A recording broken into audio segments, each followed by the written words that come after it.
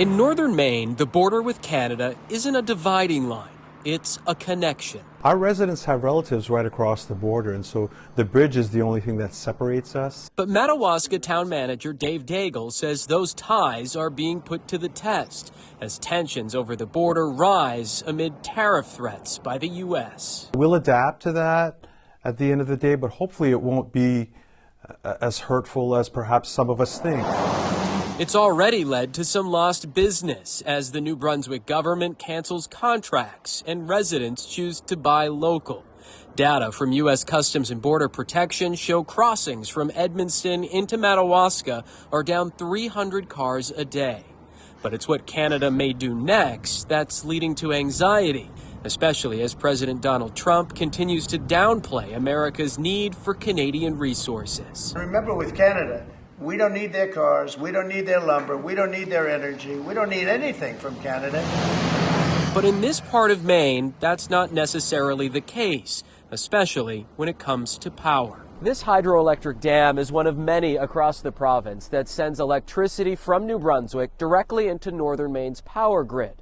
For many, it's their only supply of electricity, leaving those on the Maine side of the border worried about how Canada could retaliate. Of course it's a worry. I mean, owning a business, even if we didn't own a business, it's a worry. Keith Sear owns a flower shop in downtown Madawaska, which has seen costs increase even before tariffs went into effect. Our electricity bills have not gone down over the last 3 years. They've done everything that we've done has gone up. A quick look at Maine's power grid shows communities from Holton to Madawaska are solely reliant on power from Canada, disconnected from the transmission system that powers the rest of New England, meaning if the power goes out, the whole region goes dark. And while historically tariffs haven't been directly applied to electricity, government leaders in New Brunswick say its energy exports could be used as a pressure point if trade tensions escalate. Does that still remain on the table? Possibly putting a surcharge or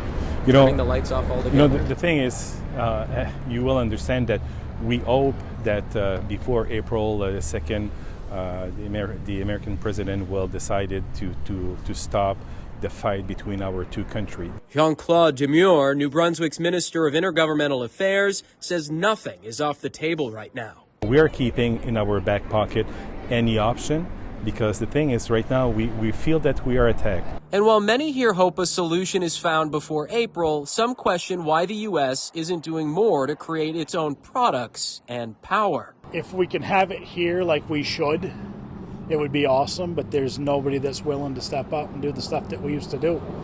So we have to outsource. For now, the power is still flowing across the St. John River, with the hope that this connection between the U.S. and Canada can lead to compromise. I think at the end of the day, it might just be a negotiation tool and things will resolve fairly. We'll all be anticipating like everyone else.